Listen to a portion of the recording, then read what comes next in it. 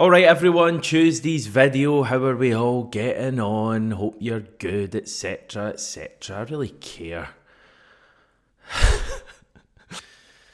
That was so insincere. Today we are going to be talking about our derby at Ibrox on Sunday. There's still a little bit of fallout from that. We're also going to be looking ahead to St Mirren. I don't know why I say we are going to be looking ahead. I don't know if that's me including you or me kidding on that, like I've got a cameraman and all of that. It's just me. I'm going to be doing all this. You're welcome to join me if you want.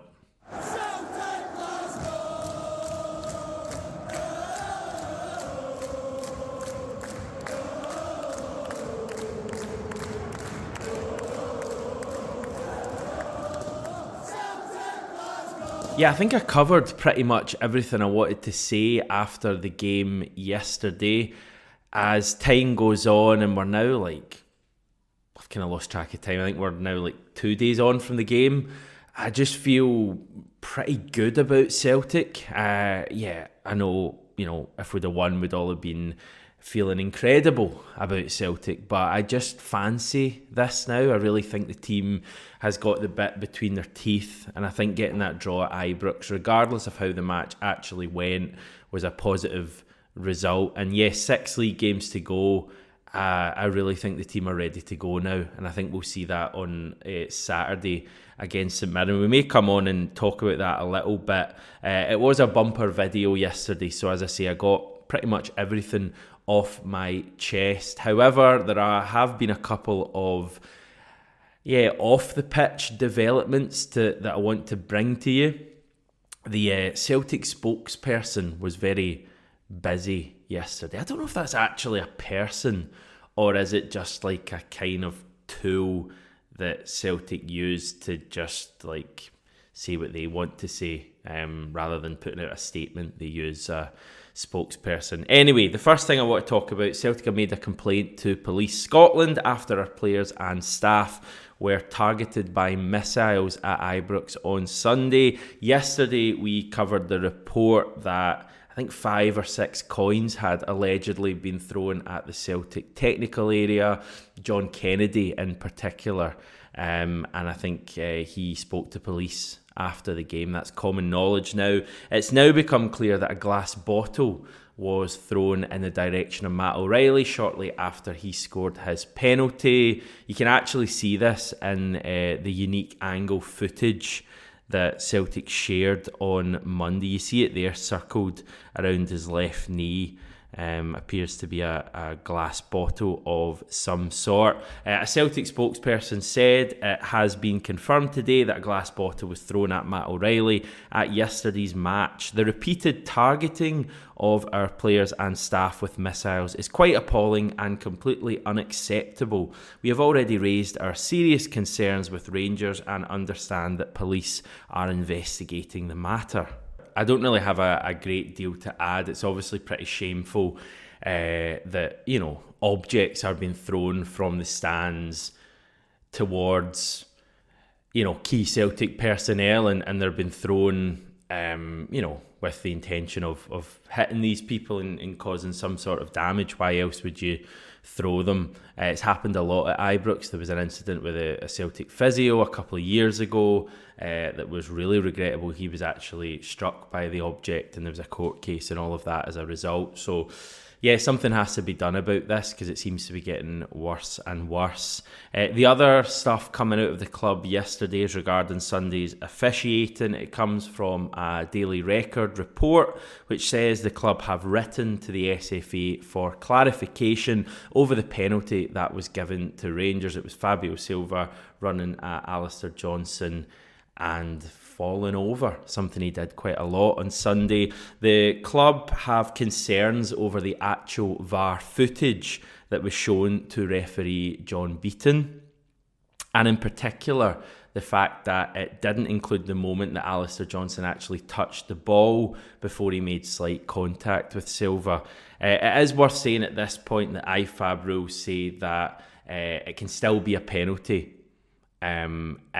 even if a defender manages to touch the ball. So just touching the ball doesn't mean that automatically it shouldn't be a penalty. However, it did still seem incredibly soft, and Celtic certainly feel that way. Again, spokesperson was kept very busy yesterday, saying the club has been in correspondence with the Scottish FA regarding the VAR process throughout the season, and has also played an active part in the SPFL working group, which is seeking to work with the Scottish FA to improve standards for all clubs. We have raised our further concerns regarding the VAR process in the match with the Scottish FA and await a response. I said yesterday that I don't think it should have been a penalty. I remain of that mindset. I think it was pretty harsh. However, I can't say I was surprised watching the game. The minute I kind of saw that replay, I just thought that's the kind of thing that will be given here. So I think that says more about where we're at the moment in football, that something like that is deemed a penalty. And it obviously, had a big impact on the game. But yep, we move on. And yeah, as I say, the more time goes on from Sunday, the better I feel about things. We host St Mirren on Saturday, and I just can't wait for that game. I really think you're going to see a pretty huge crowd at Celtic Park for that one. And I know we've had sellouts, virtually every home league game is sold out over the past couple of seasons, but for a lot of them, there's been spaces in the stands. I would certainly hope for Saturday that it's actually going to be packed at Celtic Park, because we've only got, 6 league games to go. Only 4 of them are at Celtic Park. So only 4 more matches at Celtic Park this season. And I just think, I don't know, I get the impression that everyone's tuned in now. And I think a couple of months ago there was a lot of pessimism amongst the support, and rightfully so. There's a lot of negativity at the club, and I guess a lot of that is still there in the background somewhere, but I think everyone's focused on this title fight now.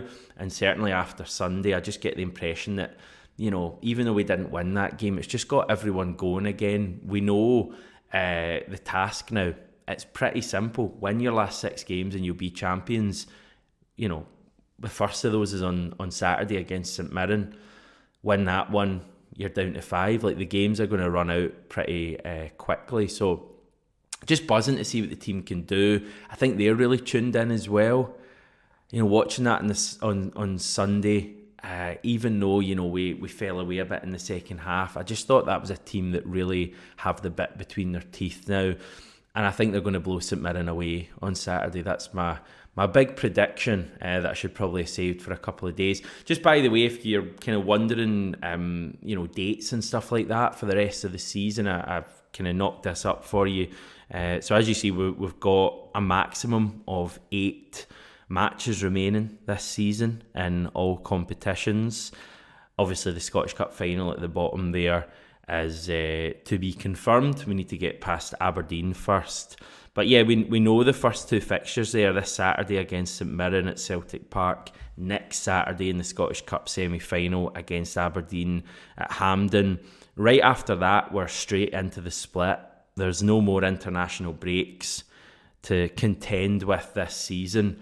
And yeah, the split will take place over 4 weekends and 1 midweek, which happens to be the penultimate game of the Premiership season.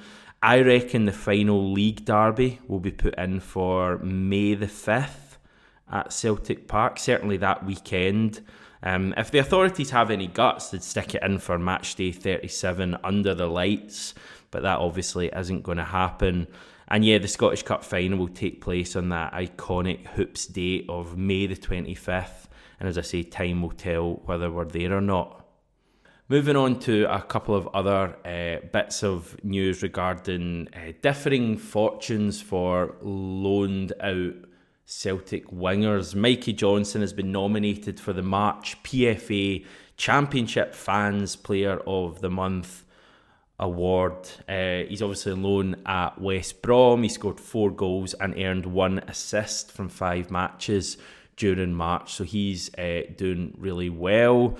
Marco Tilio has suffered a fresh injury issue with Melbourne City and won't be going away to the Under-23s Asian Cup with the Socceroos, or the young Socceroos. I heard this at the weekend while I was working for Melbourne City. Just a bit of a write-off for Marco Tilio this season. He's just come back from an injury. I think he played a number of minutes for Melbourne City away at Central Coast Mariners, and picked up another injury. So it's just been a real frustrating year for him.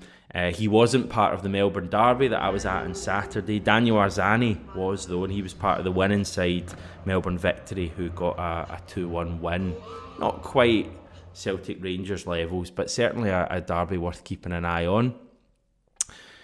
And yeah, that's us for now. Tomorrow I'm going to take a little break from current events and take a more focused look at a different topic. Stevie will be back on later in the week as well, either Thursday or Friday. So that's good as well, I guess. And we'll be looking ahead to St Mirren at that stage.